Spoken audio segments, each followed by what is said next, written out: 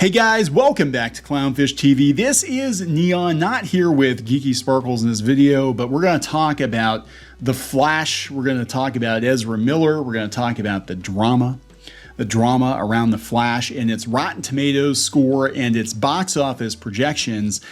And neither one is stellar. They're not terrible, but it's not great either. This is not going to be the biggest superhero movie of the year.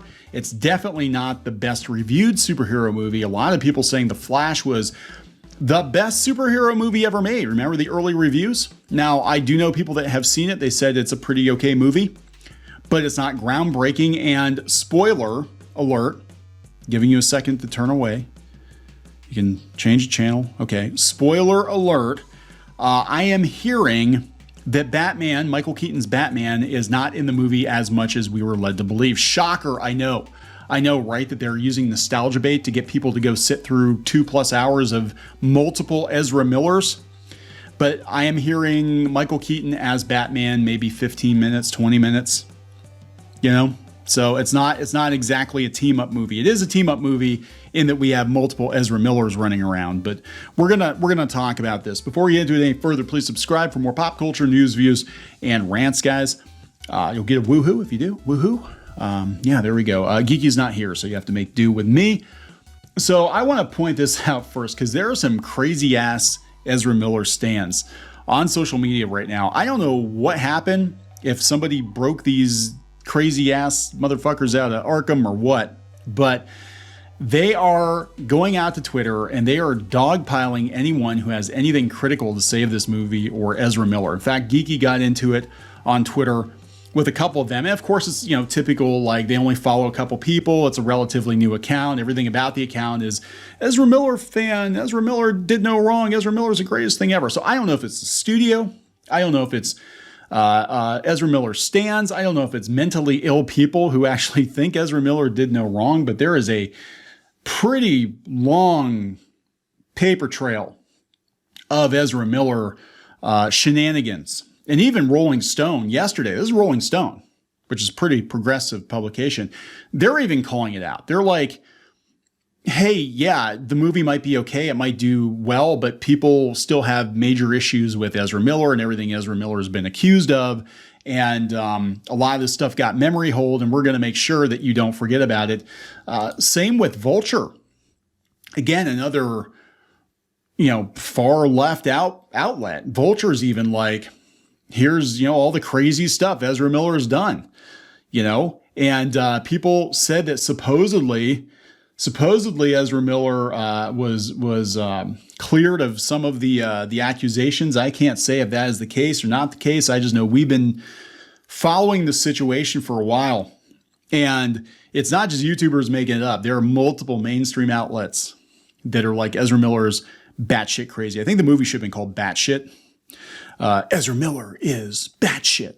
But yeah, and Ezra Miller has been basically barred from promoting this movie. Like, you're not seeing Ezra Miller out there on the talk show circuit or doing a bunch of podcasts, probably because they don't know what crazy shit Ezra is going to say. So, regardless of whether or not you're a Miller fan, it doesn't matter. Warner is keeping this person, I almost said this person on a very tight leash to try to get as much money out of this movie opening weekend as they can. And it's not going to make as much as people thought it was going to make. They said it was tracking for like 125 to 140 million, like it was going to be some massive opening.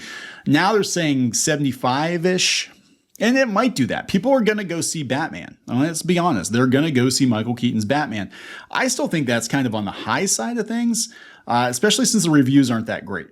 They're not fantastic. If this was indeed the best, Batman Flash movie thing ever made for people who like those sorts of movies, I could see it doing gangbusters, but I don't think it's going to. Really, let's look at the Rotten Tomatoes now. They're dropping it. Actually, the score is dropping. It was 75 when I pulled it up yesterday. So we have 84 reviews, and the top critical score is 47%. All critics say 71%. I thought this was supposed to be the best superhero movie ever made. That's what everybody's been telling us for months. Like, Warner is doubling down on promoting this movie because it's the best superhero movie that came out this week. You know, it's the best thing ever, and it does not seem to be the case. So let's see what people have to say about it. Runs around in circles. The only critic, Roger Ebert. The movie puts a lot of thought into what it wants to say and not enough into how it says it. These are just the negative, by the way. There are positive. You're free to go out and read those positive reviews. I'm just looking at the negative to see why it's only got a 47% top critical score. White noise fan service. This is coming from Flickering Myth. White noise fan service that doesn't register as anything beyond pointless action devoid of character-driven stakes, filled with horrendous CGI. Ezra Miller is the only decent aspect. Well, there you go, Ezra stands. And I shudder to think how awful The Flash would be without them. All the Ezras. Ezra Miller is definitely an acquired taste as the lead character. Perhaps most troubling of all is how much more interesting both the older Batman character and the new Supergirl character are in support. Wait, James Marsh from the South China Morning Post? He doesn't look Chinese. Falling victim of its own thematic mantra, The Flash refuses to let go of the past, instead allowing it to define what it has become in the present. In other words, a hodgepodge of former glories with no clear identity of its own. For as much as the talk of pretending fate leads to dashing heroics and the extravagant The Flash, one can slow their roll, step back, and see plenty of hot mess. Hot mess and crapshoot Batman. Oh, God. The Verge. Again, another... This is... Okay, so Charles Pulliam Moore writes for, I think, Gizmodo, too, and is pretty far left and probably would be an Ezra Miller fan, I would think, if Ezra Miller were actually innocent of the things that Ezra Miller's been accused of. Rotten. While the core conceit of Warner Brothers' Discovery's The Flash is solid, the movie's too meta nostalgia plays highlight everything that has gone awry in the studio's superhero movie experiment. Considering how The Flash makes many of its characters face death and inevitably throughout, The Flash should not feel as hollow as it does. A morally specious movie that's mostly about reflogging the cultural canon of an entertainment conglomerate. Ouch. The Daily Beast. To offer the film any kind of praise is an uneasy task because it stars one of the most controversial Hollywood figures in recent memory. There you go, guys. People have not forgotten what a hot mess Ezra Miller, all of the Ezras, are. It's a pitiful disservice to itself, turning a relatively fun, if rocky, movie into nothing but another product designed as a carousel where you can point at things and people you recognize. Despite a promising start, The Flash is not the multiverse game changer it wants to be seen as. It barely feels like a final draft. The Flash feels caught between too many things it wants to keep a hold of, which flies against the film's lesson of letting go, and feels like a brand that wants to have all the cards on the table in case it wants to pivot to the most popular one. Come see it for Michael Keaton. Geek Girl Riot. You're not a geek girl, Julian. I guess I'm supposed to be impressed. I'm not. I was bored as hell. The Guardian. Despite some diverting touches, Miller's smirking, gurning, mugging doppelganger performance is a trial, and in any case gets lost in the inevitable third act CGI battle apocalypse. Again, spoiler. Oh my God, maybe nerd culture was a mistake. Ouch. Spoiler.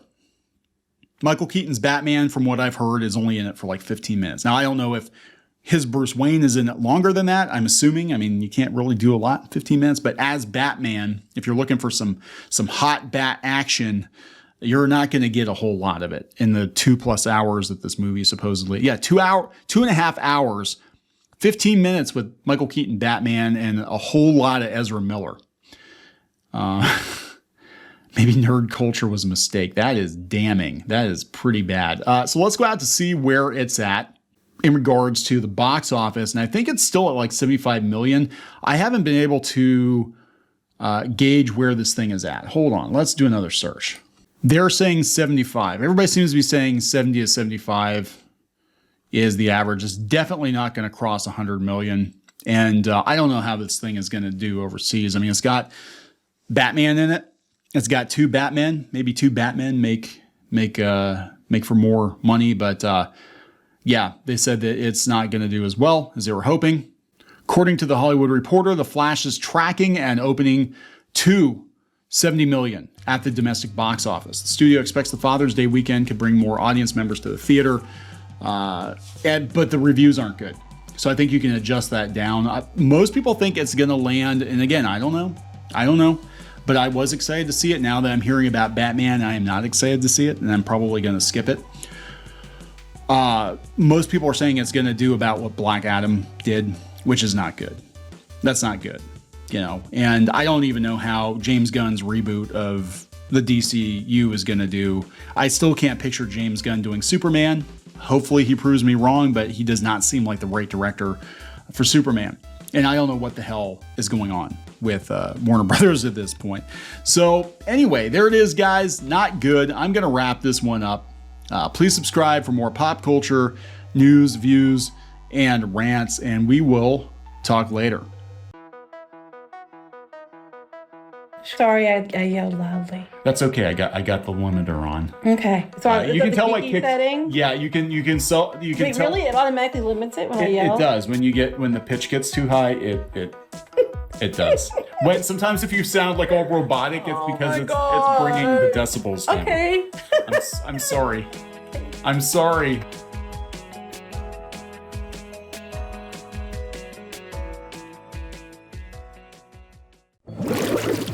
Help support the channel. Go to thereef.support and get early access to podcasts, videos, and other content. That's thereef.support.